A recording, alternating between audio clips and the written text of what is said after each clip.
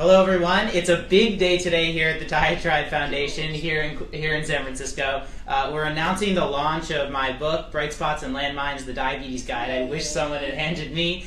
And you can get a copy at diatribe.org/brightspots. And what we've done is we've made it a name-your-own price, so you can get it for free if you want. You can donate something to the Diatribe Foundation, and any proceeds will go to our nonprofit. And we're really focused on access with this book. And we're just so excited to make it available and share a ton of useful, actionable tips related to food and mindset and exercise and sleep. And Kelly wrote the foreword for the book and has been such a huge proponent of it over the past year in development. So this is a super exciting day here at the Diatribe Foundation. Thank you so much, Adam. This book is incredible for anybody with diabetes. Anyone with pre-diabetes, and also just like anyone in society who cares about public health and who cares about making our nation healthier and happier, and who cares about making our world healthier. For many years now, I have had the honor of working with Adam, and it was amazing that I got to write the foreword.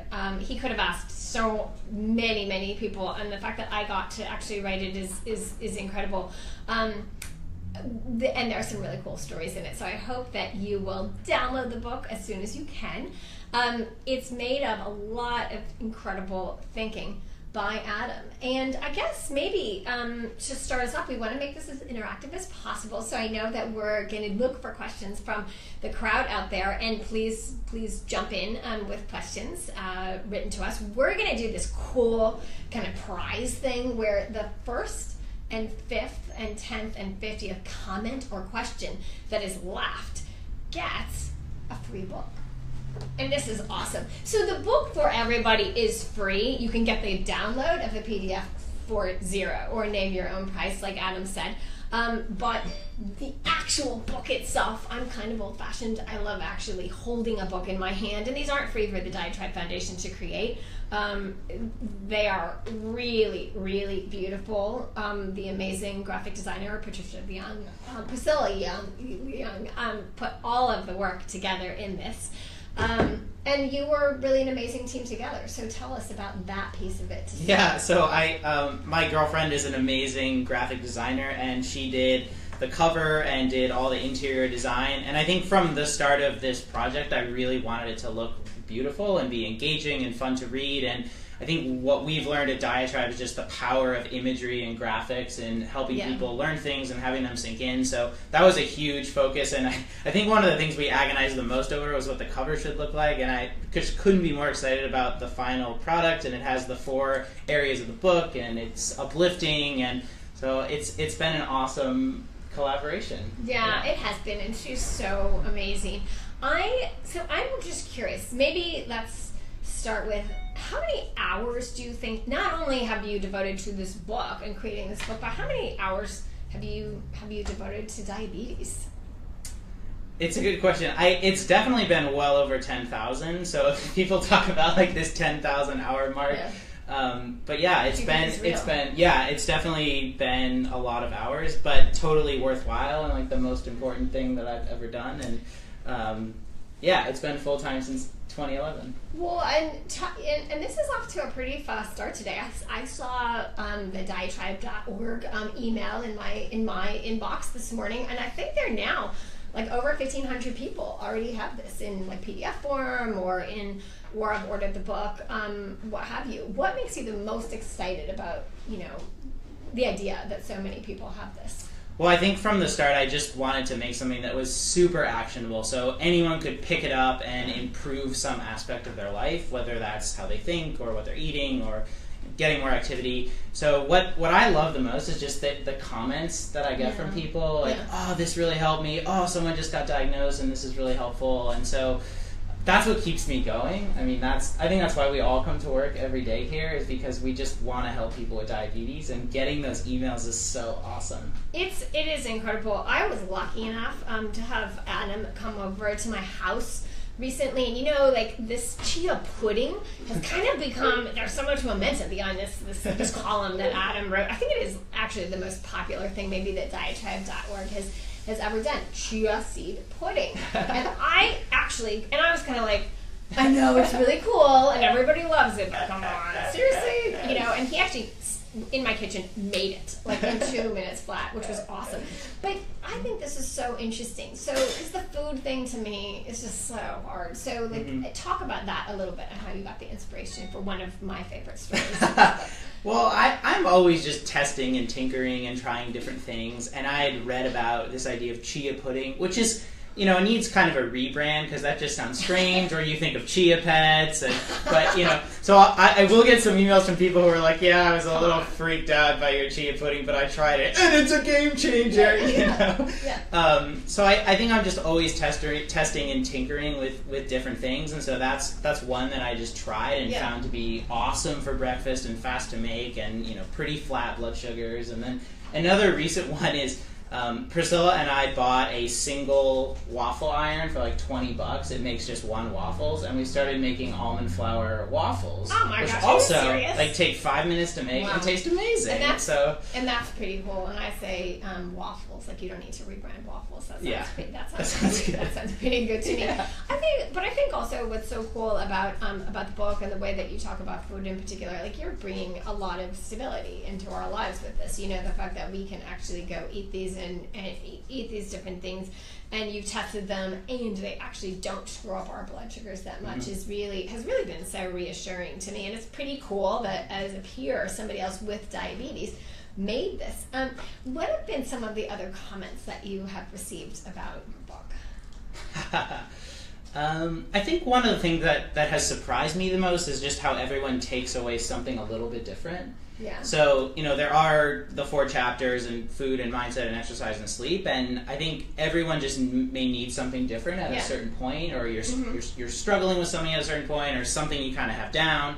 So that's been really cool. I think, some people have really loved the sleep advice, or others have been like, this food advice is just what I needed. I needed a different breakfast, or, the mindset stuff, because diabetes is just 24/7. So that's actually been really cool. And I thought about, like, cutting certain chapters, and I'm really glad in, like, how we ended up with something that everyone seems to resonate with a different piece of. Yeah.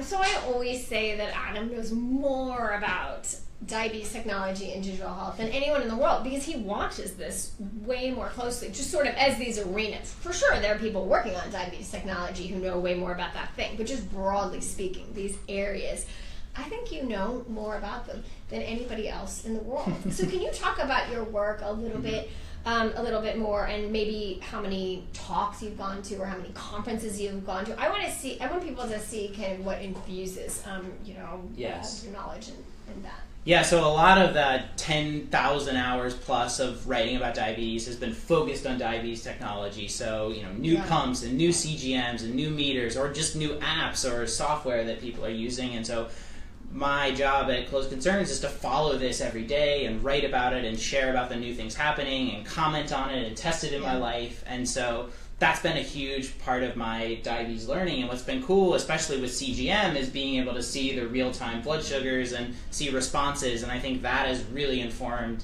over 50,000 hours wearing CGM has really informed, like, what foods change my blood sugar and what don't, and what are the strategies to use. Yeah, I know you've been lucky to also to learn, obviously, from so many different thought leaders out there, so many different doctors and nurses, and that you've expressed so much support for people working in community health, and for peer support that people get, and so forth. Can you talk a little bit about how do you learn? I mean, you go to conferences, but what else do you do to learn? Adam also has given me so much amazing advice, as well as to people at the Dietary Foundation and Close Concerns, about things like productivity, things like, he has many books in him, I think. But yeah, how do you talk about learning and how you approach it? Well, I guess where I would start is, like, I love learning. Like, learning is one of my favorite things to do in life. So, like, I look forward to learning and reading books and listening to podcasts, and doing that as part of my daily practice is really just something I really enjoy. So I think that's where it all really starts. And I think one of the themes in Bright Spots and Landmines is you can learn a lot from yourself and from your own experiments. And so that's why, at the end of every chapter, there are questions for people to figure out their bright spots and landmines. I might struggle with like overeating stuff right before bed because I might be a little hungry, but someone else like might have a different food challenge that they need to overcome. And so the goal, this is kind of like, this is a book of everything that's worked for me in these 4 areas, but it's also like a really solid question guide to help people figure out what works for them. And I think you learn a ton from your own personal experiments, and I'm consistently surprised by, when I test different foods or when I test different diets, and the things that come out are not the things I was expecting. So I always encourage people to obviously do it safely, and if you're doing anything dangerous, like get medical supervision, but you learn a lot from yourself and your own data, which is really cool. Yeah, and it's amazing. I mean, my healthcare team, I'm lucky to have a healthcare team. Not everybody has access to an amazing doctor, an amazing educator, and all of that, and they have been so excited to see me more engaged in my diabetes with the help of your book. How has Bright Spots and Landmines changed your diabetes? Well, I think it definitely has. I looked at my time in range over the course of last year, and it actually improved like month by month. And I think part of that was actually writing this book over the course of last year and rereading it and rereading it and rereading it. And that's not to be boastful and say like, everyone's going to have that same effect. But I think what's cool is when you can clarify up front and mark down, like, these are my bright spots and these are my landmines, and here are ways I'm going to encourage my bright spots or avoid my landmines. And if you can kind of have that battle plan of attack, I think it's actually really useful. And so I think that's what really made it possible, is that I was just writing down the stuff that's worked for me and then rereading it so it had to sink in. And so, when my blood sugar is low, like, I don't go to the fridge now. Like, I write in this book, like, I have an automatic hypoglycemia correction, and I use that. And that's really helpful because I have to follow my own advice. Right. Well, I got that too, Adam, and now my automatic one is not a Kit Kat, so, So you've really helped me. I mean, in so many different ways. But which do you think is the chapter that you had the most fun writing? Was it food, exercise, mindset, sleep?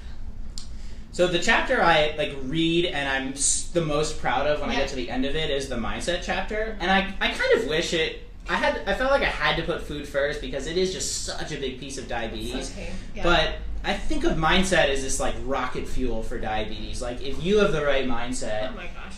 We have to treat that rocket fuel. Mindset is rocket fuel. But if you have the right mindset with diabetes, like, no matter what your diabetes throws at you or what your health throws at you or what the day throws at you, it just makes such a big difference. So I think mindset is the one I'm the most proud of, and it has the most like an example from the mindset chapter is this idea of commitment devices. So how do you complete a goal that you should complete or you want to complete but like can't do it? And so one of the things I used for this book was this website called stick.com, STICKK. And the idea is you make a goal and you have a referee and then you put up stakes. So I put up my own money, and my stakes were it would be donated to an anti-charity, which is a charity that I don't support if I didn't finish this book by a certain date. Oh, yeah. And Priscilla was my referee, so I couldn't defeat it. And then I told all my coworkers here at Diatribe about it so that I had all this pressure to complete it. Yeah. And so this is just one example of some of the stuff in mindset, but it's just such powerful little hacks that you can use, and I think that chapter has just a lot of them that I'm really proud of, and that apply to anything in life and even to things outside of diabetes. Okay, I'm tweeting this. Mindset is just rocket fuel for diabetes. Please retweet this, share it. Tell us more about you and Priscilla. So the whole she is amazing. She's so incredibly talented. I mean, let's talk about the dog. Like the dog, that was a big deal. Why did you get a dog and how did that work? So my girlfriend Priscilla has a dog. Her parents have a dog, and she's always wanted a dog, and we moved into an apartment here that allows pets. And frankly, I was kind of terrified to adopt a dog. I mean, I don't have experience with a dog. Yeah. It's a miniature schnauzer. It's a miniature schnauzer from the rescue. And this is actually it's the last bright spot in the exercise chapter, adopting a dog, which sounds kind of like a huge thing if you don't have a dog. But I've actually been really shocked at how this is yet again another commitment device. Like, if you have a dog, you have to walk. And the other part of it is you have to walk right early in the morning and you have to walk at night, and those are two of the most challenging times with blood sugars. So I think from that perspective, it's really helped, and also just kind of a mindset bright spot. Like if it's a tough day and you come home to a happy dog with a wagging tail, like it makes a huge difference. So that's been a really positive addition, and added it to the exercise chapter. And it's funny because I wrote articles on Diatribe about exercise, and it wasn't always, readers would email me and say, oh, adopting a dog was like the most important thing that I've done for exercise, and I totally believe that now. And actually in the book there's an amazing YouTube video, you will cry when you watch it, I guarantee it, that I share about this person with type 2 diabetes who adopted a dog and the impact it had on his life. So anyways, if you're struggling to exercise, there are so many dogs that need to be adopted, and we got ours from the adoption center. It's incredible to think about that. I've been trying to convince my family to adopt a dog as well, or at least maybe here at 804 Heath Street you can adopt a dog. What do you think about, like a lot of people who have read the book have talked about how there's some unconventional stuff in the book. How do you think about that? Yeah, so I think chia seed pudding is maybe one that's unconventional. Like, that's not on the menu items when you go to a restaurant for breakfast. Not yet. So I think that's one that's unconventional, but probably of all the pieces of advice, that's the one that has had the most dramatically positive response from readers, and probably in my diabetes too. So that's probably one unconventional one. Another one is related to the walking a dog. Like, I actually wear a weighted vest often when I walk my dog. That's so cool. So sometimes when I'm gonna do that on my next life. Sometimes I might try it. When days are busy, like it's really hard to get exercise in. I mean, so wearing a weighted vest, because I have to walk my dog anyways, and so it adds like 20 pounds on you, but it makes that walking feel more like exercise. And so I would say that's a little bit unconventional, maybe. People definitely give you slightly weird looks when you're walking around with what looks like a bulletproof vest, so I always put like a big parka over it. I would say those are two. I was thinking we might, I don't know, I'm not actually looking at Facebook right now, so I don't know if we have any questions that have come in or not, but I know Amelia or Ben or some of our team members will probably tell us if we have. But maybe we should back up a little bit and just talk about like bright spots and landmines, like how, just, sort of philosophically, how did you think of the title and how did you think about the approach? Yes. So my column in Diatribe has tackled mostly food and mindset and exercise, and I wrote one column on sleep a very long time ago, but I think that in retrospect is kind of powerful because those are clearly the areas I gravitated towards, and I think that's because they kind of cross all types of diabetes and people without diabetes, and they're these kind of underlying pillars of keeping your blood sugar in range. Like if you can nail those four areas, you have a much higher chance of staying in range. So I think I knew that I wanted this book to tackle those four areas. Yeah. And I'd written about diabetes landmines a couple years ago. This idea that what are the things I'm doing wrong, like consistently, those mistakes I always make that explode into these problems, and then how can I have them less often? And so once you figure out what those are, then you can build a system around it so you stop stumbling on them, or at least don't stumble on them as often. So I thought that was interesting, and then I read this incredible book called Switch by Chip and Dan Heath, and they're these New York Times bestselling authors, and it's a really powerful book on behavior change, and one chapter focuses on this idea of bright spots, which is, what are the things that I'm doing right that I should do more often? So in diabetes, most of us focus on the mistakes, the landmines, the things we're messing up.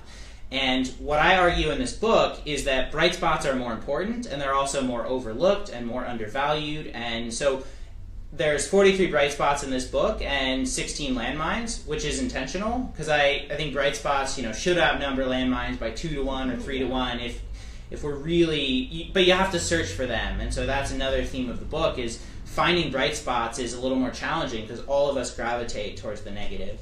So once I read that book, and then I kind of put bright spots and landmines together, and then focused on these four areas, it felt like that was the structure of the book. And then I outlined it, and from there it was that was kind of it. So, and then my other goal was, can someone read the chapter, the book summary, and get something out of the book? So even if you spend only 10 minutes reading the book, like, can you get something of value out of it? And so each bright spot on each landmine is an actionable thing. So, in food, eat less than 30 grams of carbs at one time. In exercise, like, walk after meals or when you have a high BG.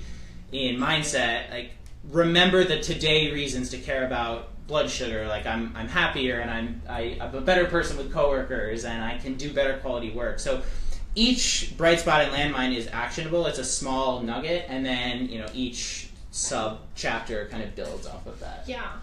So the sleep thing. I mean, let's talk about that. So the sleep thing is just so hard. Yeah. Because if you're, I think it's hard for anybody. Yeah.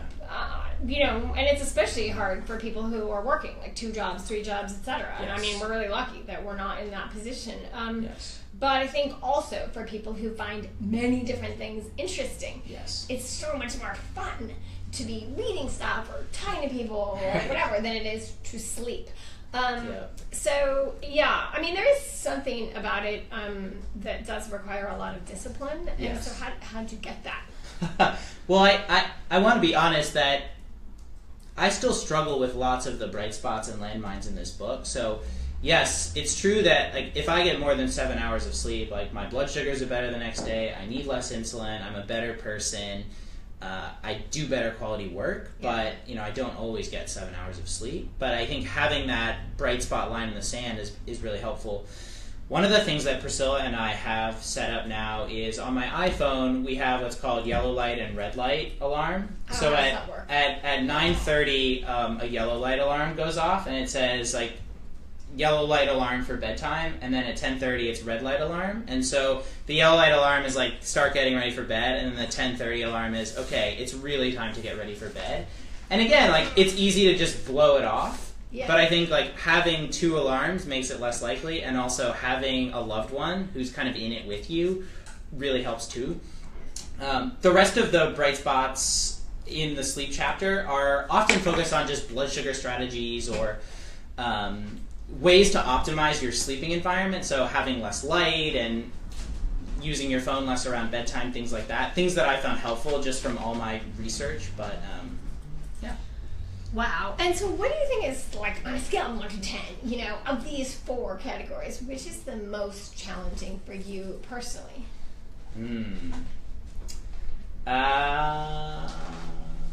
I think sleep actually is the most challenging for me to do repeatedly, because I'm just so interested in so many things.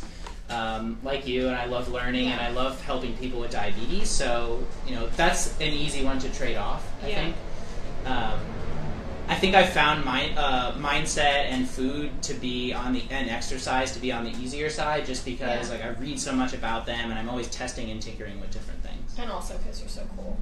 Good. I wanted to say just a couple things. One is the sleep thing is so incredibly hard for me, but I was really moved a couple of years ago in this discussion that I got to see at Symphony Hall between Sheryl Sandberg and Ariana Huffington, and people were like, come on, sleep, like, would you really be here, if you got enough sleep every night? And it was so amazing. Sheryl said, well, I can definitely promise you that, I make all of my bigger mistakes when I haven't had enough sleep. And that really said something to me. I think that's probably true for most people. I think you taking on mindset is also hugely ambitious. This is really hard, because I think there's so many times when people with diabetes just feel like they failed, and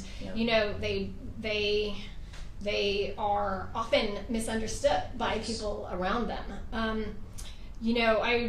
remember once someone that I was starting to date, and I was trying to explain to him diabetes, and like I might get hypoglycemia, but everything will be fine, no problem. But like, if you find me not well, but nothing will happen that's bad, Right. And trying to sort of disclose this, but not really make it seem crazy or weird or like I was a failure, in any way related to my health. And I remember him saying, "Gosh, you must feel like your body has completely betrayed you," and it was just. Oh, wow. No. I actually feel like a failure every day, but it was so great to have someone sort of say, like, and acknowledge, like, I think we didn't choose this. I haven't, and I was really reminded of that when I read your chapter on mindset, and I think it is so incredibly important for us to think about, you know, of course, the great Stanford scholar, you know, Dr. Carol Dweck talks a lot about mindset with kids. I find it harder as a parent to follow what she advises, but at least knowing the ways to think about mindset is really great. And I also read, I got to read this book recently, Option B. There is so much in here. This is Sheryl Sandberg's book and Adam Grant's book, and there are so many things that I think that people with diabetes face that are harder about being resilient. I mean, everyone has problems with being resilient, but especially, this is an amazing book. I thought that this book was about grief, and it is. But it's also so much more than that, about different things that we face in our lives. And I was wondering if you could speak to this a little bit. We got copies for everyone in our organization, this book, because I feel like we don't necessarily allow ourselves to think about, you know, how to actually be as resilient as possible and find joy. But you are one of the most joyful people that I know, and I love working with you for so many different reasons, but especially because of your positivity that you're able to bring, even in the midst of us, you know, often doing really hard work and seeing challenges and so forth. Could you talk about that a little bit in terms of, you know, your focus on mindset? Yeah, I mean, I think there's a reason why, you know, why does the book start with the word bright spots? Why is there a light bulb on the cover? You know, I think it's because this is a choice that we can all make to a large extent. You know, we can choose to find our bright spots. We can choose to focus on them. I think the thing that's maybe refreshing or uplifting is that most of us focus on the negative. And you know, if you think about, like, what are the most challenging days you've had in the past month versus what are the best days you've had in the past month, like, it's actually pretty easy to think of the worst days and, like, what went wrong on those worst days. And I think pinpointing, like, what are the great days and what are the good things I did on those days and how can I have more days like that is a really big message of the book. But just remembering that we all tend to focus on the negative, and it takes just constant policing of your mindset to focus on the positive side of it. And you know, diabetes is just relentless. I mean, sometimes the harder you work, you know, think the blood sugars are just crazy and they're out of control, and you're striving to be in range, and you feel like you're striving for perfectionism, and it's easy to get burned out. And so a lot of the things in the mindset chapter are focused on how to overcome that and remember, yes, it is just a number, and it's a information to drive an action. So when a pilot is flying a plane, he's not saying, you know, if the plane's going too fast or too slow, it's not like, I'm a really bad pilot. He looks at the speed and changes the flying, or the autopilot changes the flying. You know, it's information to drive an action. And I think it's easy to feel graded on your blood sugars. Every moment. So every moment, yeah. And it just takes, you just have to keep policing your mindset. And, you know, Priscilla will be the first to tell you, I still have days where, you know, I check on the meter and I'm 228 and I exercised and I didn't eat any carbs and I thought I wasn't stressed and my blood sugar's high, and that's just physiology, and all I can do is take that number and do something about it and go back to my life. Yeah, the positivity, I'm curious to hear even more about that, though, because I see this with you every day. What about when you were little? So how old? You were 10, right, when you were diagnosed? 12, yeah. 12. Yeah, I think when I was diagnosed as a kid, so I've lived more years with diabetes than without, which I think is an interesting distinction, because I think I'm used to this, so I bring a different lens to it than maybe someone who was diagnosed as an adult and then feels like they've lived just a tiny fraction of their life with diabetes, but most of it without. So there's that caveat. But yeah, I feel like I've always been very positive and optimistic because I mean, there is a genetic component, I think, to positivity and optimism, or to happiness maybe a little bit. So maybe that's part of it. But I think just reading a lot about psychology, and I'm a total like self-help geek, and I just read all this stuff all the time. I think that has helped me a lot too. Just trying to understand, like, how do I think? Why am I thinking this way? And just making it a daily practice. So I know the things that make me happier each day. So, spending time outside, exercising, spending time with loved ones, doing things that keep me in the moment instead of, running in a million different directions, all really helpful. I love that. Please retweet. I just got to take a picture of Adam in action talking about mindset, which is so cool. I guess one more thing. I didn't ever actually see this personally with you writing this book, but it seems like there must have been moments where you just felt like, oh, like I'm done. I cannot actually continue with this. I mean, because you're doing so many different things, traveling all over the place, keeping track of diabetes technology, keeping track of digital health, etc. And talk about that a little bit. Yeah. Well, I think it's funny, right? So if we rewind back maybe a year and a half ago, Kelly had been long encouraging me to write a book, bless her. And I was always like, you know what, there's so many diabetes books. Like, what am I going to add? What if I spend a year writing a book that no one reads? And I think it's really scary to take on a really big project and feel like it will be worth it. Yeah. And so I think there were many points. And to make yourself pretty vulnerable. Totally vulnerable. Yeah, I mean, it's my name on the cover, and it's your name on the cover, and it's Diatribe publishing this, and so and you want people to get something out of it. So I felt like many days I was like, this is a total waste of time. I don't know why I did this. I could have just written more columns, and I'm just so proud of the final thing. And yeah, it's been awesome to bring out, and I hope it helps people. I mean, that's all I really care about.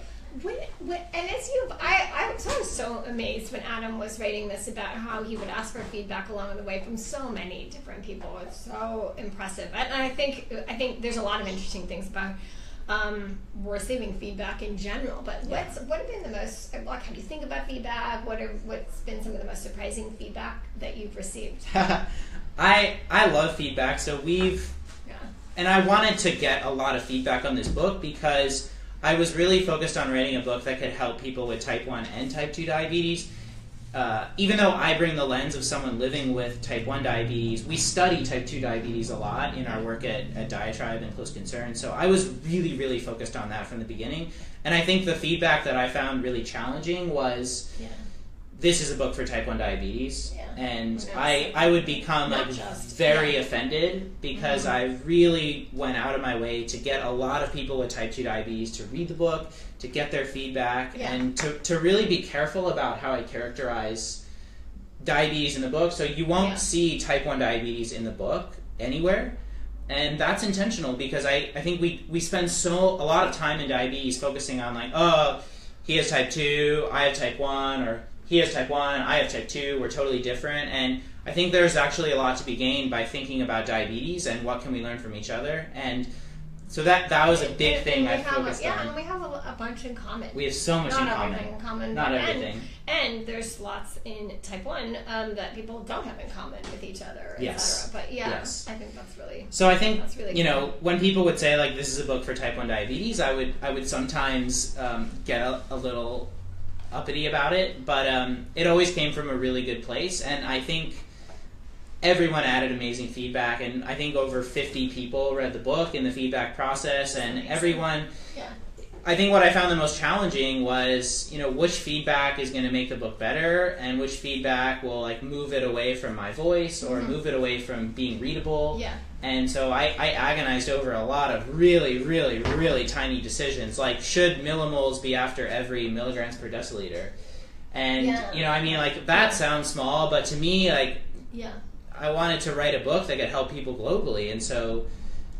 Maybe we'll make a millimole version if people would like it, but, right now there's an asterisk in the introduction because I felt like it would be challenging to have to read everyone. But, I took, like, every single small, tiny decision like that really, really seriously because I just wanted to make the best possible thing that would help people. And I love this and watching this kind of attention to detail, but having such a big picture view is really incredible.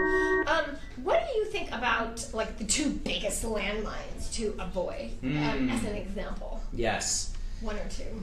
Yeah. So the The one in the food chapter, the first one is this idea of the hypoglycemia binge. So it was a little bit about what I was talking about earlier. Yeah. Your blood sugar's low, you go to the fridge, eat the whole fridge, go high, take too much insulin, go low, and kind of roller coaster. Right. So for me, it's this idea of having a go-to automatic low blood sugar correction, which, I use glucose tabs, other people use tiny juice boxes, but I think there's a few keys. And this is the whole point of Diabetes Landmines is when you clarify them up front, you can build this plan of attack so that you stumble on them less often. So for me, it's got to be quantity limited. So with tabs or with juice boxes or whatever, like I know if I'm at 60, I need 2 tabs, and that's really helpful. It is so helpful. The other thing is, if you use hypoglycemia as a... Sorry about the noise, everybody. We were kind of like, should we go somewhere quiet, like a museum, to do this? No. This is what it's like. It's in our office.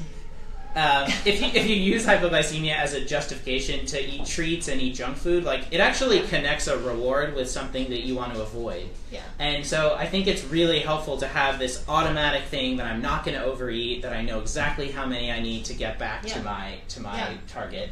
So that's an example of one. The other one, just quickly, is in the exercise chapter, is this idea like, I don't have an hour, so I can't exercise. I know. Yes. And for me, the solution is this idea, like 5 minutes of exercise beats 0. So can I do 5? If I can do 5, then I'm winning, because that's better than 0. And so that's another example. And there's lots of tips and tricks about how to sneak activity in, and walking and using apps at home and things like that. But I think that's another example of kind of a landmine in the exercise and mindset combination. Yeah. I was thinking about the whole hypoglycemia thing, because we have seen, in the last 10 years, I mean, the landscape has completely changed in terms of medicines for people with type 2, and that a lot of them now are glycemic dependent. And I think being able to explain to healthcare providers, like, this is how I feel when I'm hypoglycemic, and can we just avoid this altogether? I mean, it's a little harder, obviously, if we take mealtime insulin. It is harder, but being able to talk to our doctors and nurses about just avoiding that altogether, I think is so critical. And I think sometimes the messages that we hear are all about how much we're costing the system and how those drugs would be more expensive. But if we can actually use them to avoid dangerous situations, I think that's really good. So I love it that this kind of makes more actionable pieces of information that you can go back and chat with about your healthcare provider. So what about like bright spots? Like, what's your favorite bright spot? I think two. I mean, for me, I think the one on eating less than 30 grams of carbs at one time. I mean, that is the first bright spot in the book for a reason, because it's the one that's had the biggest positive impact on my diabetes. And I think it's funny because I think.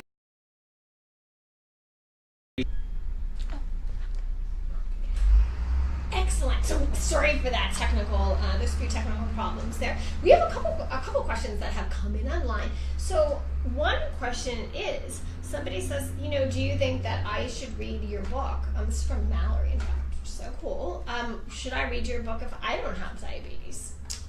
Yes, you should. And I think I've been surprised at how parents of children with diabetes or spouses of people with diabetes have actually gotten a lot out of the book, which is really, really neat. And, this is first and foremost a guide for someone living with diabetes. Here's a bunch of tips that will be helpful, but I think many pieces of the book kind of illustrate what it's like to live with diabetes and why you feel graded and stressed out and burned out and trying your hardest, but the food is just in the house and I'm hungry. And so I think there's just lots of pieces of advice that will help caregivers and loved ones maybe appreciate living with diabetes a little bit more. So that feedback's been pretty clear in the process, which has been really neat. That is really cool. I mean, and it reminds me of our amazing board member, Dennis Boyle, who's asked us, just like to really think about how do we make our country healthier, And big thanks to the board, by the way, of Diatribe, who's given us so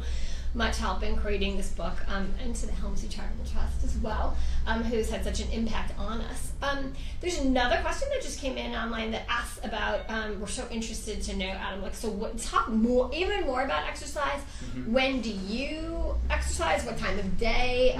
You touched on that a little bit, but it is so easy just to be, oh, I'm at work and I have no time before work because of kids or because of like this or that. But what do you think? Yeah, I mean, so there's my dream world and there's my actual world. So in the dream world, I would do it before work, and I think that's just a nice time to do it, because once you get on email and the day starts to get off, you're just kind of reactive and you can't really have it's harder to have control of your day. So ideally I'd do it every morning. I think maybe about half of mornings that happens. But one of the things I started doing was working out at home, which is really helpful because it just reduces the barriers to exercise. So yes, it's not as great as a gym, but also I think with exercise often, like, consistency trumps quality. So if you can get 60% of the value of going to the gym or doing like a 3-hour, or doing an hour bike ride, but in your own home with no barriers, and you do it every day, I think that's just incredibly valuable. And so I think a lot about how can I be more consistent even if the quality isn't quite as high.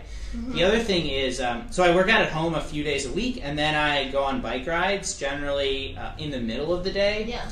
And what I used to try to do was do bike rides in the morning before work, and cycling is a more time-intensive activity, and so a lot of times it wouldn't happen in the morning. What would happen is I would expect to ride in the morning and then wouldn't, and then I'd feel like a failure, and then I would stress all day about whether I would exercise, which would make me feel worse.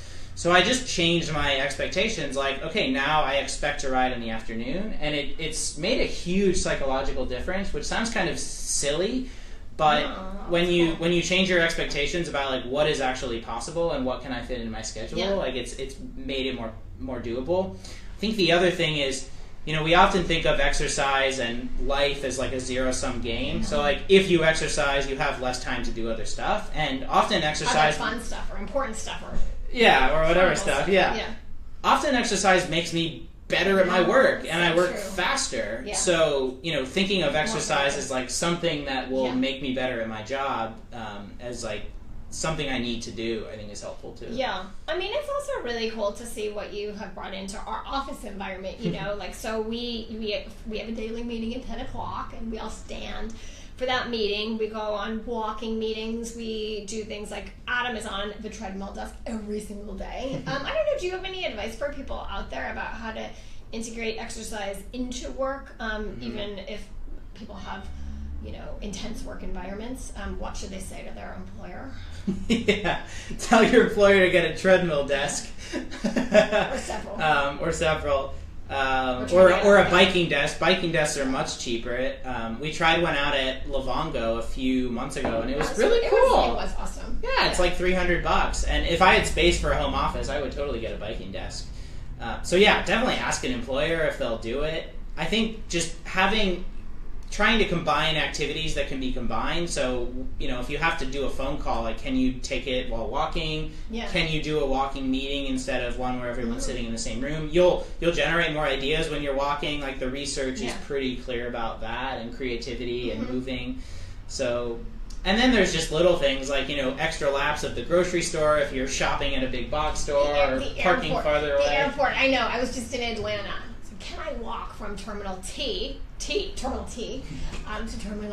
Nice. It's like, this is a bright spot if I can do it. And so I did. Nice. Yeah, just kind of thinking about how you can create little victories for yourself. I mean, I have little rules too. Like if I'm traveling, like I have to take the stairs if they're available. It's just kind of like a rule that I use. Do not ever go to the airport with Adam or any conference and expect to take the escalator, because you will just get a look of. And sometimes you actually can't take the stairs. Like they're not available. They're like a hidden dark alleyway that's covered in cobwebs. So. I also am a huge fan of Fitbit or Apple Watch or trackers. I mean, if you're motivated by data and you like achieving things, like there are awesome ways to be more active. Yeah, my kids, when they're at the airport and they try to take the escalator, I'm like, what would Adam do? Hashtag bright spot. Yeah, I guess we would maybe end with just sort of asking you, what do you most hope that readers take away from this book, Adam? This has been a long journey for you. You're amazing to have written this book. I'm so excited for people to get it. And I have to tell everybody, Adam worked so hard to find a way that anyone could get this book for free. This PDF is beautiful. Again, Priscilla just did this amazing, amazing job. So thank you for all of that. And yeah, what would you say are the biggest things to take away? Well, I think one is, I hope you find some useful nuggets in here that you can try immediately in your life and something will improve, whether that's how you think about diabetes or getting exercise in or a different meal you can choose. So that's one. The second is bringing this Bright Spots lens to your diabetes and to your care and to your daily life. I think it's just so helpful, and it does take a lot of self-policing of the negative mindset, but search for those bright spots, figure out ways to have more days with them, and try to build systems in your life that will replicate them as often as possible. I think is really incredible. I think those are the two things I hope people take away. Oh, so cool. Well, we want to say thank you to you. You are all of our hero from our team, and our team has done so incredibly much to make this whole book happen. To Amelia for figuring out how to get us on Facebook Live today and doing so much work helping build all of the community around this on the social media front, and to Lynn and Ben and Ava and Hannah in particular. It's been really a huge cool team effort. Yeah, it's been really cool to see it. But Adam, I'm so proud to know you. Congratulations on your launch, and I guess we're over and out. Awesome.